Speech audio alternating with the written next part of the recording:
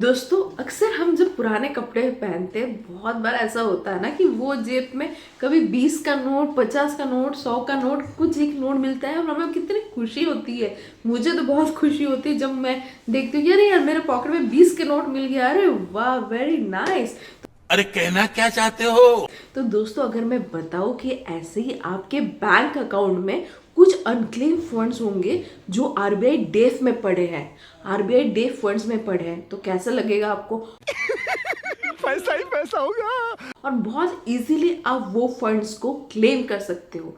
तो दोस्तों ये वीडियो मैं जो बना रही हूँ जिससे आपको पूरा हेल्प होगा।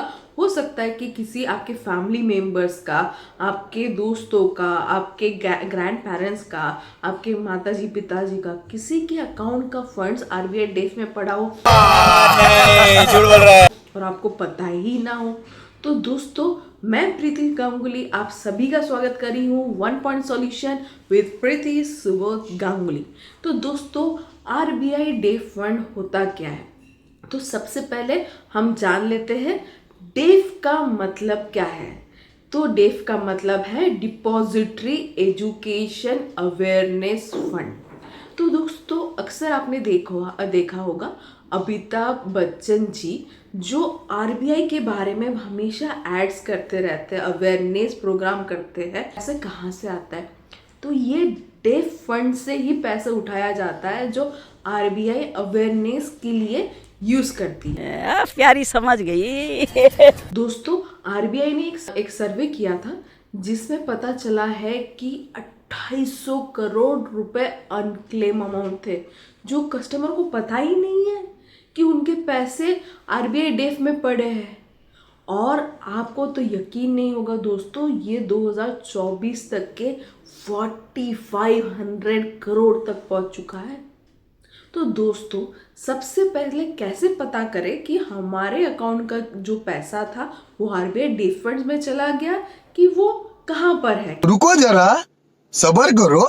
आपको चेक करना है कि आपका कोई भी बैंक अकाउंट 10 साल से ज़्यादा तो इनऑपरेटिव नहीं है, क्योंकि अक्सर आजकल सभी के पास 2 से 4 अकाउंट होते हैं। हम कुछ प्राइवेट बैंक्स में ओपन करते हैं, कुछ गवर्नमेंट बैंक्स में ओपन करते हैं। पर्टिकुलरली कोई एक बैंक अकाउंट हम खोलते हैं कोई पर्पस से, और वो पर्पस हो जाने के बाद वो अकाउंट ज़्यादा हम उस पर ध्यान नहीं रखते या फिर उसमें ज़्यादा हम कोई भी ऑपरेट नहीं करते बैंक में ज़्यादा जाके।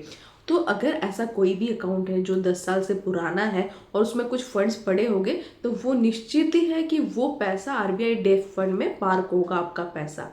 तो अगर आप बैंक में जाते हो और आपके अकाउंट में आप देखते हो कि आपका अकाउंट डोरमेंट ब्लॉक की वजह से उसका स्टेटस ऐसा है, तो आप समझ लीजिए कि आपका जो पैसा है वो आरबीआई डेफ में पार्क है।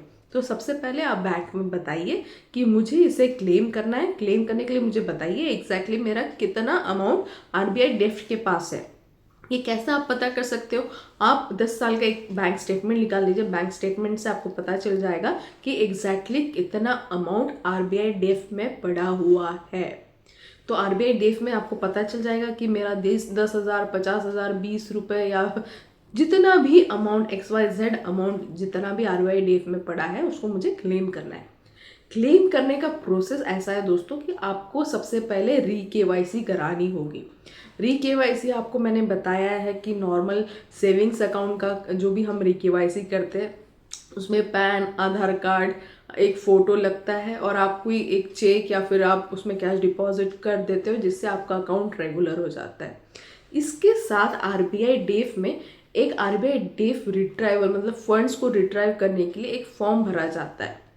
वो बैंक आपको देगा, उसमें आपको मेंशन कर देना है कि क्यों आपने 10 साल से ये अकाउंट को ऑपरेटिव नहीं किया है और जो फंड्स गया है वो आपको कौन से अकाउंट में उसको बुलाना मतलब रिट्राइव कराना है, वापस मंगाना है। हो सकता है कि आपके बैंक में एक ही बैंक में 2-3 अकाउंट हो, तो आप चाहते हो तो सेम बैंक अकाउंट में भी मंगा सकते हो या फिर डिफरेंट जो आपके इंडिविजुअल नाम से है उसमें भी आप उसको क्लेम करा सकते हो कि मेरा जो पैसा है आप इसमें डिपॉजिट कर दीजिए।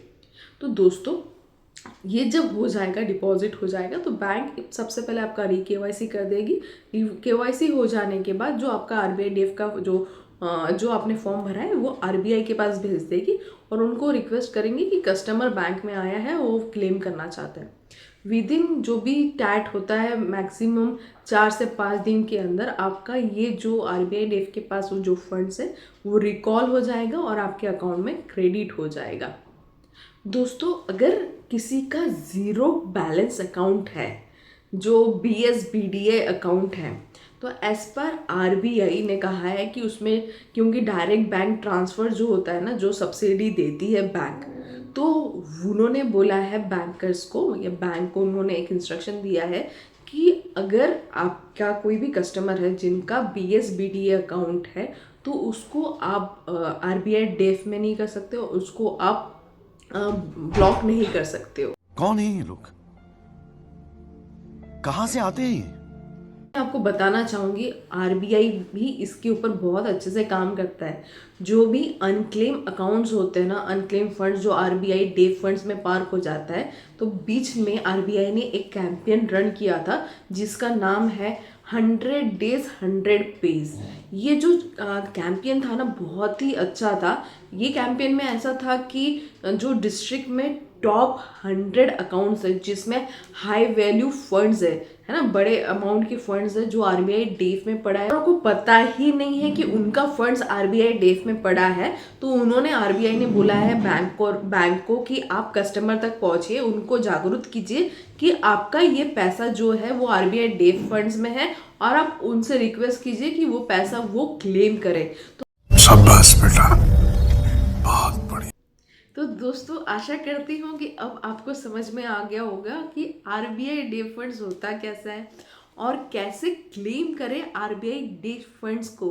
तो दोस्तों, आशा करती हूँ कि ये वीडियो आपके लिए हेल्पफुल रहेगा। प्लीज़ ये वीडियो को शेयर कीजिए अपने फैमिली और फ्रेंड्स लोगों के साथ, कि हो सकता है कि उनका भी अकाउंट का कोई पैसा RBI डेफ में पड़ा हो, या फिर उन्होंने 10 साल से अकाउंट को ऑपरेट नहीं किया और उनको पता ही नहीं कि उनका पैसा RBI डेफ में पड़ा है। और दोस्तों, अभी तक के अगर मेरे चैनल को आपने सब्सक्राइब नहीं किया है तो प्लीज़ मेरे चैनल को सब्सक्राइब कीजिए, जिससे मुझे मोटिवेशन आएगा और अच्छे वीडियोस बनाने के लिए। तब तक के लिए दोस्तों, अपना ख्याल रखिए, अपने परिवार का ख्याल रखिए, अपने मम्मी पापा का ख्याल रखिए। जय हिंद।